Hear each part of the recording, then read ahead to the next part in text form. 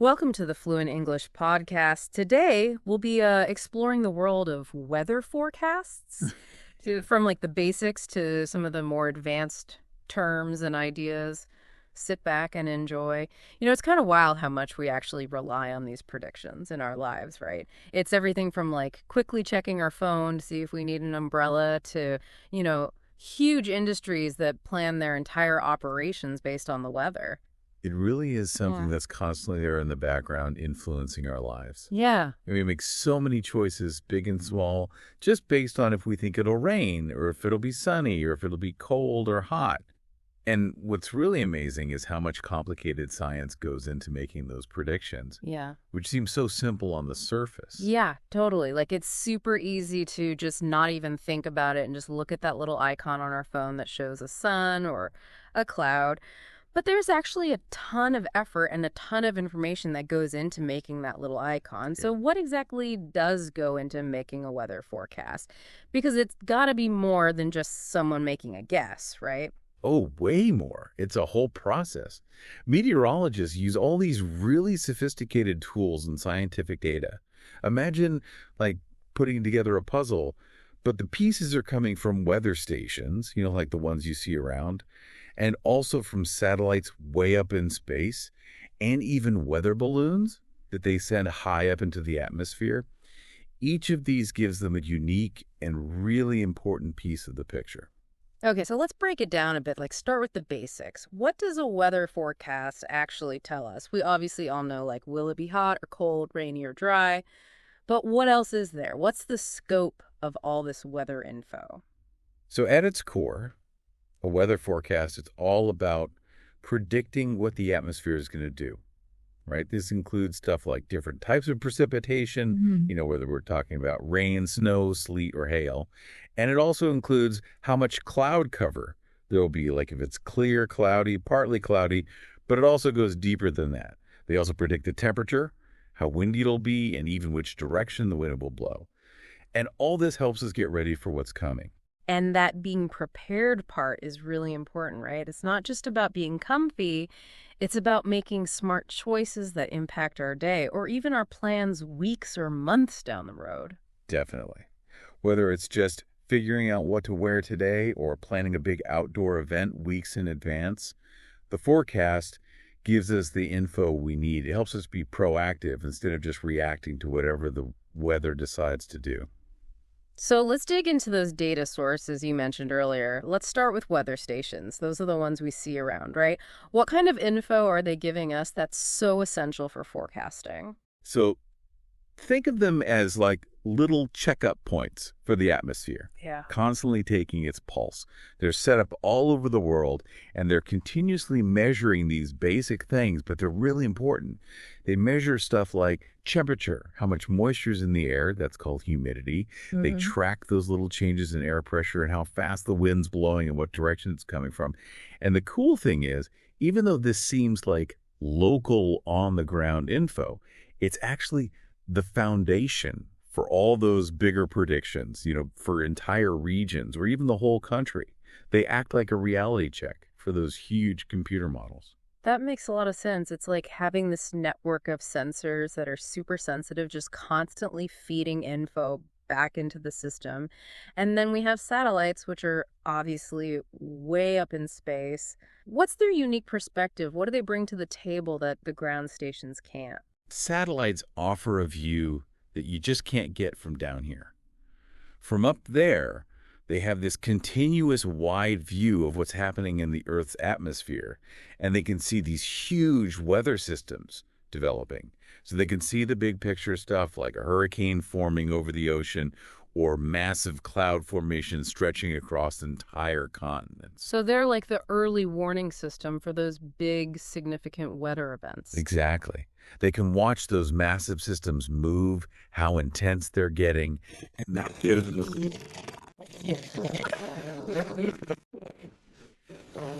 important because they give us data from places where we don't have many weather stations on the ground, like remote areas. So they fill in the gaps and give us this more complete view of what's going on with the weather all over the planet. And what about those weather balloons? I know they go super high up into the atmosphere. What special insights do they give that we can't get from the satellites or ground stations? So those weather balloons are pretty cool. They carry these little packages of instruments called radiosones, and as they go up, up, up into the atmosphere, they measure things like temperature, humidity, and air pressure at all these different heights.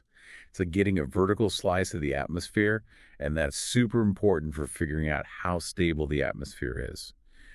And that stability thing is what helps predict things like thunderstorms forming, or if a big chunk of cold air, we call that a cold front, is about to move in. So it's not just about what's happening on the ground or what we see from space. It's about understanding how the entire atmosphere is behaving from top to bottom. Now, when we hear the temperature in the forecast, they always mention the highs and lows for the day. What's the significance of those? Why are those important?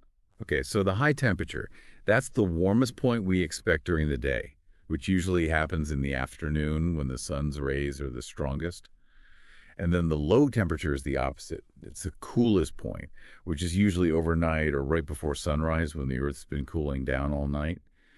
And knowing this daily up and down of the temperature is really important for us, not just for deciding what to wear, but also for planning our activities. Like, if there's a big difference between the high and low, say if it's a warm afternoon, but then it gets really chilly at night, that tells us we need to dress in layers so we can adjust. Right. It's not just the number itself, but like you said, it's that range that's important for our comfort and how we plan things. And I know there are forecasts for different lengths of time, from a few hours to weeks or even months out. How does the accuracy change with those different time frames? Like, how reliable are they? That's a great question. So those short-term forecasts, the ones that cover a few hours up to about 2 days, those are usually the most accurate because they're focused on weather systems that have already started to form and move. And they have lots of details, like they'll give you specific temperatures for different parts of the day, how likely it is to rain, details about the wind, and descriptions of the clouds. Yeah. So, you'll hear things like sunny by midday or showers developing this evening in those forecasts. These are the ones you want to check for making those everyday decisions. Now, the long-term forecasts, those are the ones that go out a week or even a month. Those are a bit trickier.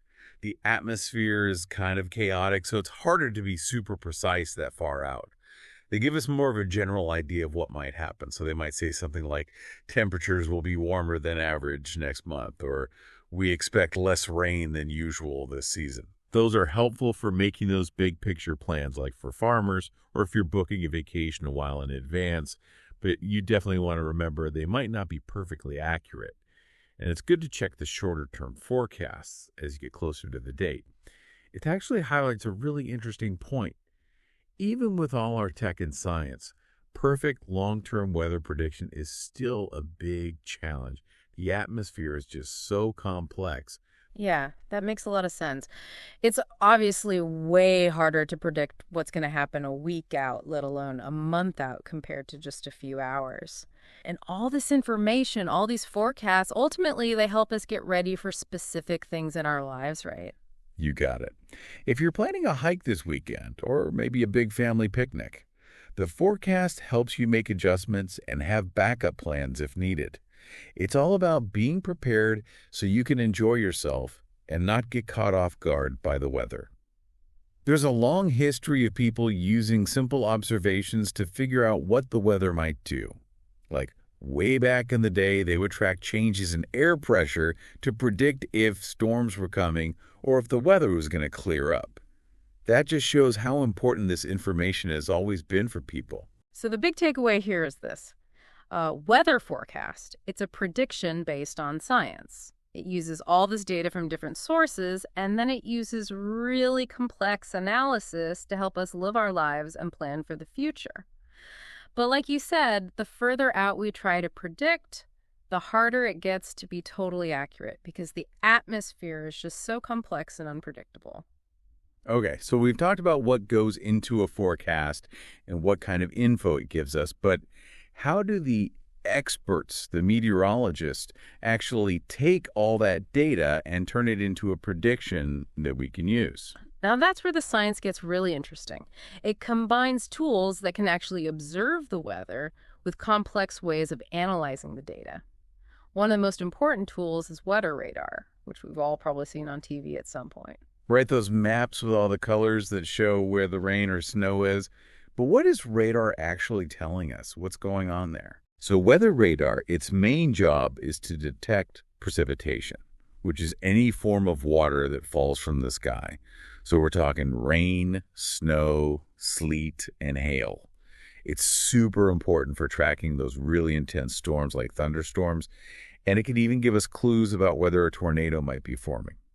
But how does it see the rain or snow? How does it detect those particles in the air? Okay, so radar works by sending out these pulses of radio waves. The waves travel through the air, and when they hit something like water droplets or ice crystals, which is what rain and snow are made of, a little bit of that wave bounces back to the radar. And by analyzing how long it takes for the signal to come back, how strong the signal is, and even how the frequency of the wave changed, meteorologists can tell where the precipitation is, how heavy it is, and even how fast it's moving. Oh, wow. So those maps we see, those are showing us where the rain or snow is happening right now and how much is falling, all based on these radio waves bouncing back to the radar. Exactly. And that info is really important for getting warnings out quickly. You know, like if there's going to be a lot of rain or if a thunderstorm is heading our way. Yeah. And it's especially important for tracking those dangerous types of weather. We talked earlier about how satellites give us this big overall picture of the weather. But what's their specific role in the more detailed, nitty-gritty part of making the forecast? So besides giving us that wide view, weather satellites are constantly gathering tons of data about what's going on in the atmosphere. Like they take really detailed pictures of clouds at different heights, they measure the temperature of the surface of the ocean, and they even collect information about temperature and moisture at different levels of the atmosphere. Right. And all this data gets fed into these super complicated computer models. So they're not just taking pretty pictures, they're actually collecting real data that's used to make those predictions? Totally. They're essential because they give the models this starting point, this initial condition for all their calculations, especially for areas where we don't have a lot of ground stations, like over the oceans. And you mentioned these computer models. It sounds like they're the real powerhouse of weather forecasting. How do they work? What's the magic behind them? You can think of them as incredibly detailed simulations of the Earth's atmosphere. They take in huge amounts of data from all those sources we talked about, the weather stations, satellites, radar, and balloons.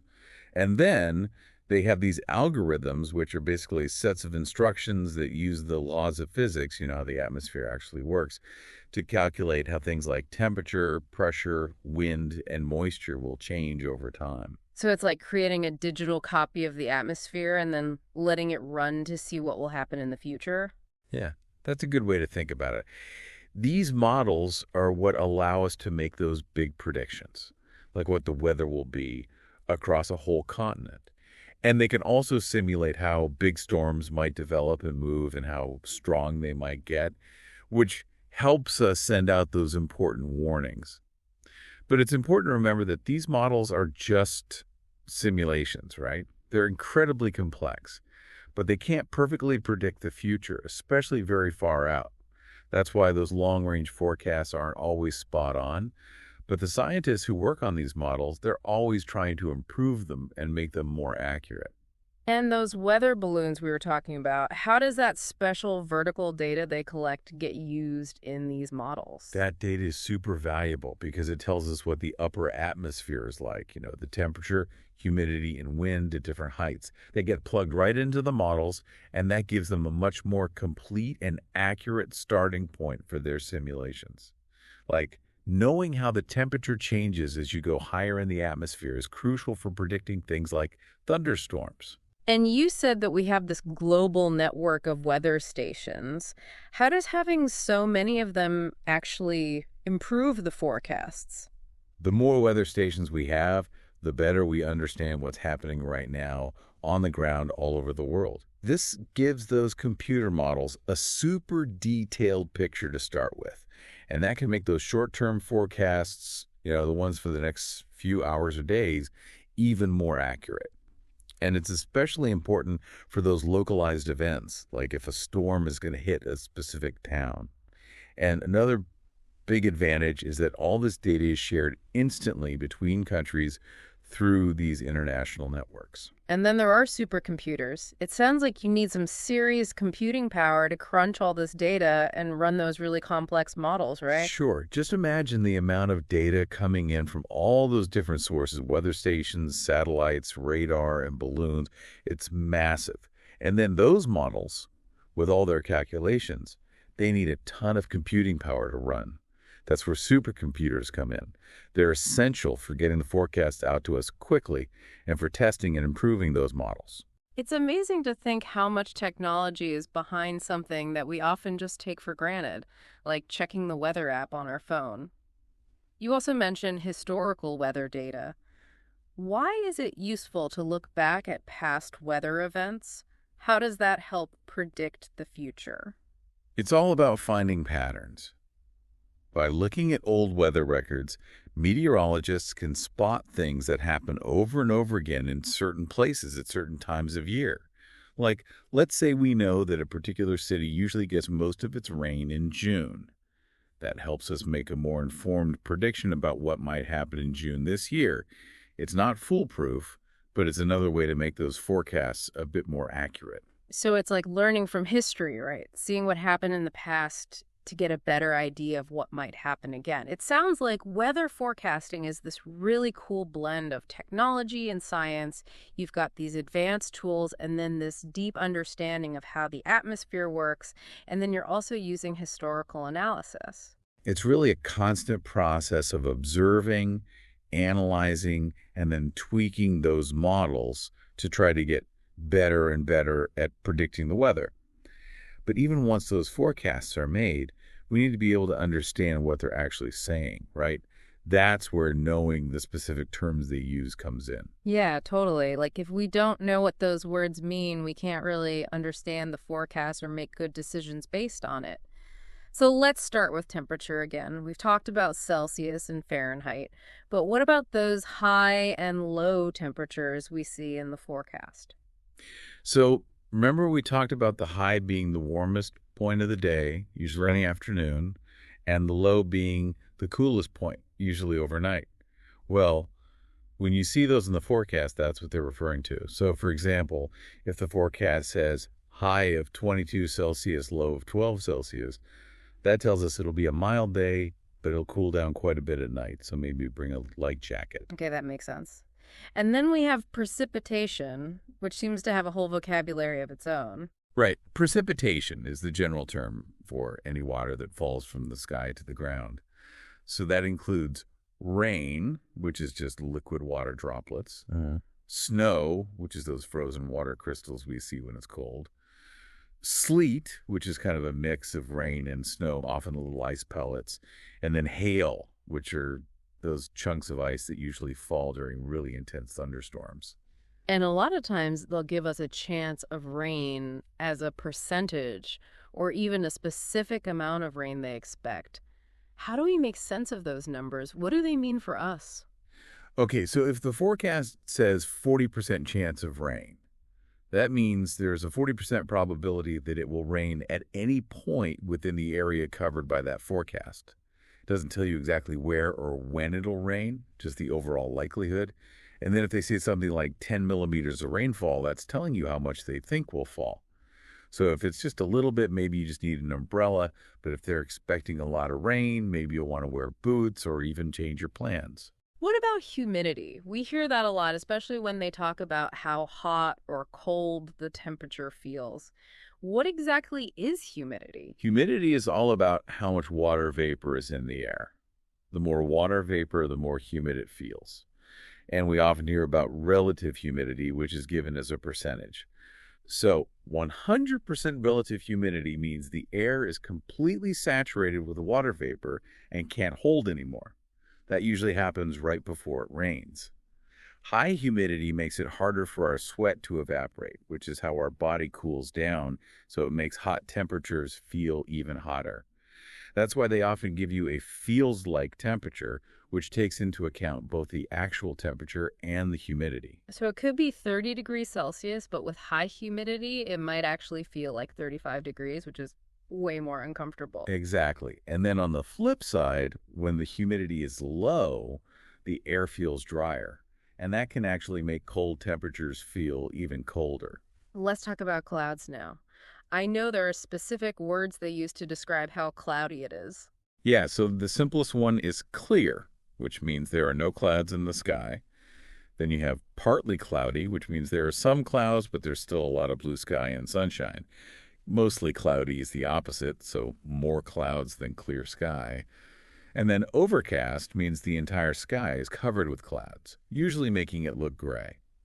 So, if the forecast says mostly cloudy with a chance of light rain in the evening, we can kind of picture what the day will be like, right? What about wind? I know they give wind speeds, and sometimes they mention gusts too. What does all that mean? Right, so wind speed tells you how fast the air is moving, usually in kilometers per hour or miles per hour. And they'll also use words to describe it like light winds are gentle, moderate winds are more noticeable, and strong winds can actually make it hard to walk or even blow things over. And those gusts, those are those sudden bursts of stronger wind that you sometimes feel.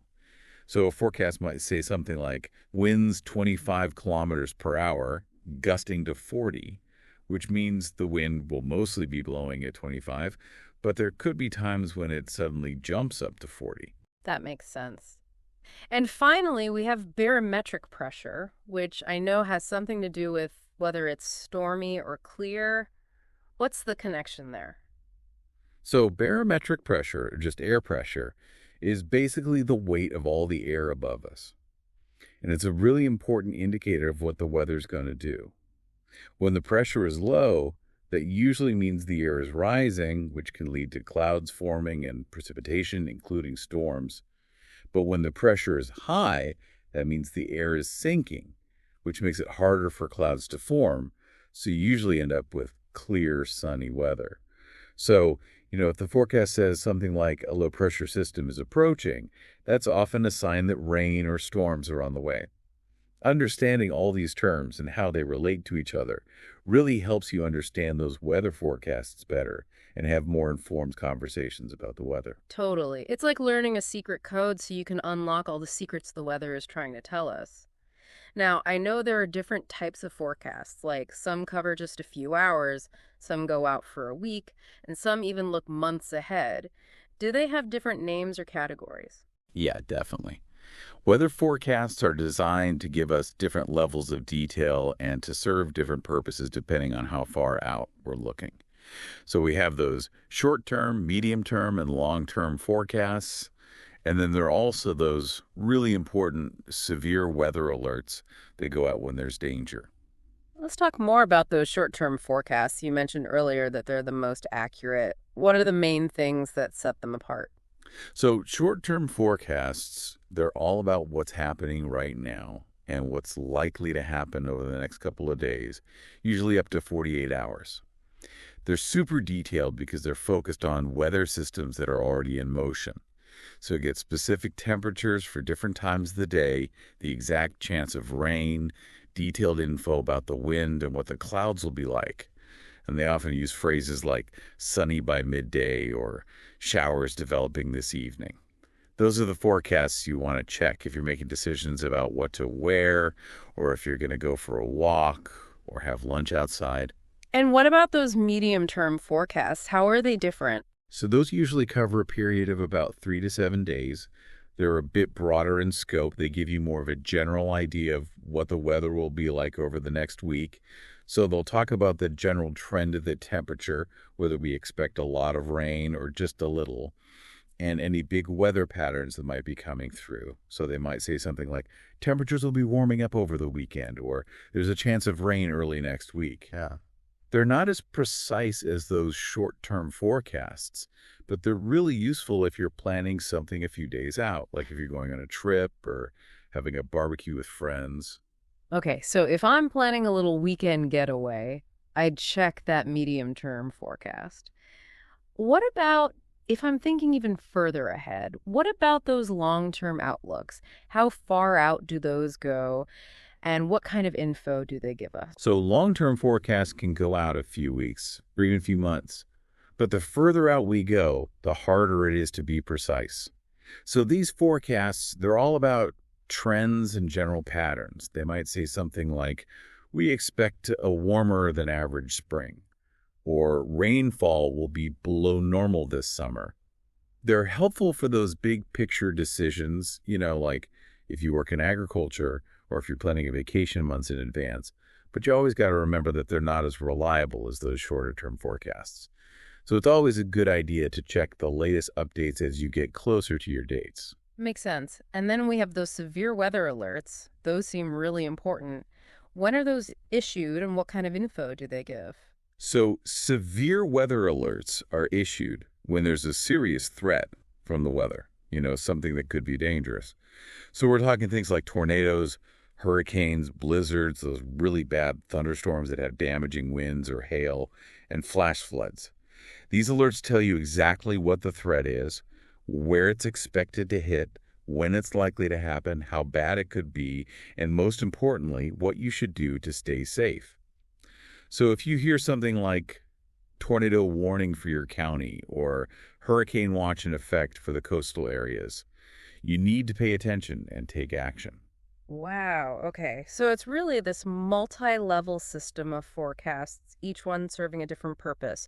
You've got those short-term ones for daily decisions, those medium-term ones for planning things a week out, and those long-term ones for the big picture, and then those severe weather alerts for when things get really serious. Exactly. Using all the different types of forecasts together helps us get a really complete understanding of what the weather might do and helps us stay safe and prepared. It's really interesting to think about how weather forecasts play such a big role in our lives. And it's not just about knowing whether to grab an umbrella or not. Why is it so important to understand the forecast in the bigger picture? You hit the nail on the head. Weather forecasts, they're not just about convenience. They're really important for so many aspects of our lives. And it all starts with keeping people safe. We've talked about those severe weather alerts, but how else do forecasts help protect people in general? Think about hurricanes, which can be devastating. Those accurate forecasts give people time to evacuate, to secure their homes, to set up shelters. It can literally save lives. Same with tornado warnings. Those warnings give people precious minutes to find a safe place to take cover.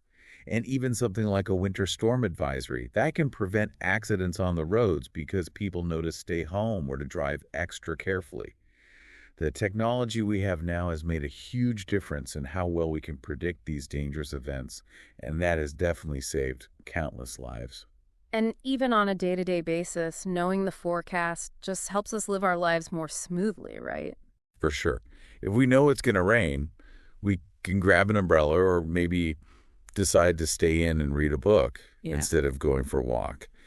And knowing the temperature helps us choose what to wear so we're comfortable and don't get sick. It's all about being prepared so we can enjoy our day and not get caught off guard. But the impact goes way beyond personal convenience, right? Like entire industries depend on those weather predictions. Definitely. Think about agriculture. Farmers, they need to know what the weather's going to do so they can decide when to plant their crops, when to water them, and when to harvest them. And they need to protect their crops from bad weather, like frost or extreme heat. And then there's aviation. Pilots need to know about thunderstorms, wind, and visibility to make sure flights are safe. They use the forecast to avoid turbulence and to make sure they can land safely. And energy companies, they use forecasts to predict how much energy people will use for heating and cooling, and they also use it to make sure they can generate enough electricity for renewable sources like solar and wind power. And even the fashion industry relies on forecasts. They use it to design clothes that are appropriate for the expected weather. And of course, the tourism industry, They need to know what the weather will be like so they can plan the best times for people to visit and to make sure their outdoor events can go ahead. It's amazing how many different parts of the economy rely on weather forecasts. It's also crucial for protecting the environment, right? For sure. When we can predict how much rain is going to fall, it helps those water authorities manage those reservoirs and make sure there's enough water for everyone. And if we can forecast those extreme events like heat waves and floods, we can be better prepared and maybe even prevent some of the damage they cause, like wildfires or landslides. And those early warnings, they can help us protect those really sensitive ecosystems too. And on that global level, looking at weather patterns all over the world, that helps us understand things like climate change, right? Definitely. By watching and studying those global weather trends, we get a better understanding of how things like climate change are affecting the planet. And it also helps us understand those big climate patterns like El Nino and La Nina, which can have a huge impact on the weather in different parts of the world. And it's not just about understanding, it also helps countries work together to deal with those big natural disasters like droughts, hurricanes, and floods. They share info and resources so they can respond more effectively. So weather forecasts, they're not just about if it's going to rain tomorrow. They're about keeping people safe, making sure the economy is stable, protecting the environment, and just understanding our planet better. Wow, that really puts it all into perspective. It's so much more than just checking the weather app. Now, to sound more like a native English speaker when we're talking about the weather, there are a bunch of idioms and expressions we can use, right? Those are those phrases that don't literally mean what the words say, but they have a special meaning that everyone understands. Absolutely. English has a ton of colorful expressions about the weather. For example, if someone says they're feeling under the weather, they don't actually mean they're standing out in the rain. It just means they're not feeling well. Yeah, it's like a casual way to say you're a bit sick. What about a storm is brewing? Does that always mean there's a real storm coming? Not necessarily. It's often used metaphorically, to describe a situation where there's trouble or conflict on the horizon. Like if there's a lot of tension at work and people are arguing, you might say a storm is brewing.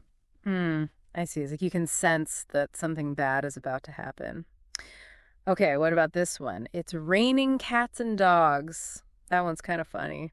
It is. Yeah. That's just a very common way to say it's raining really hard, like a downpour. I've heard that one a lot. How about make hay while the sun shines? That's a proverb, piece of wisdom that people have been saying for a long time. It means you should take advantage of a good opportunity while you can. So if the weather's beautiful, you might say, let's make hay while the sun shines and go for a picnic or a hike. Makes sense. What about every cloud has a silver lining? That's a very optimistic saying. It means that even in difficult situations, there's usually something positive to be found. What about the calm before the storm? That one describes that period of peace and quiet that sometimes comes right before something really busy or intense happens. And what about to break the ice? That's about conversations, right?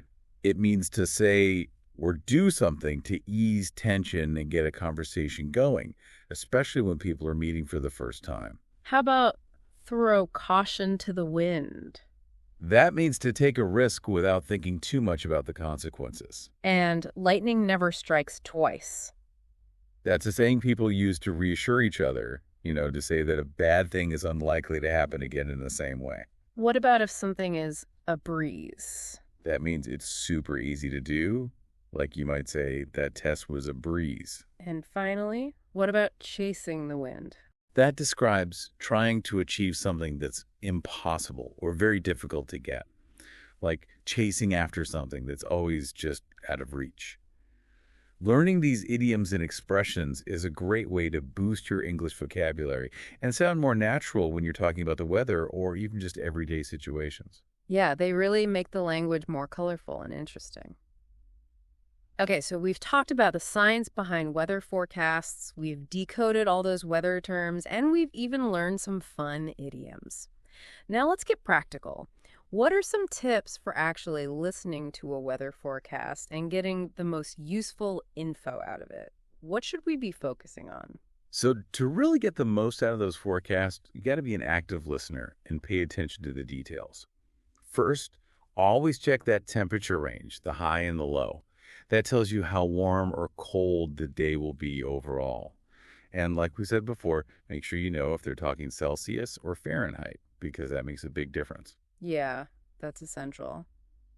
What else should we look for? So the next thing to check is that chance of precipitation. Remember, the higher the percentage, the more likely it is to rain or snow. Also, pay attention to how strong the wind will be and if they mention any gusts, because that can make a big difference in how warm or cold it feels.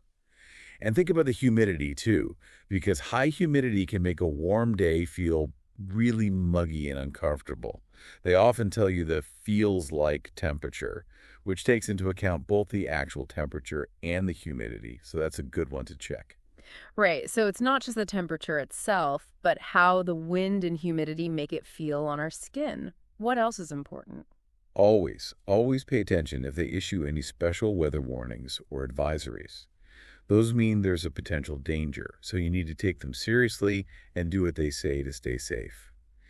And if you have plans for a specific time of day, like if you're going for a run in the afternoon, it's a good idea to check those hourly forecasts. They'll give you a more detailed breakdown of how the weather might change throughout the day. Yeah, that hourly breakdown can be super helpful if you want to try to avoid getting caught in a downpour.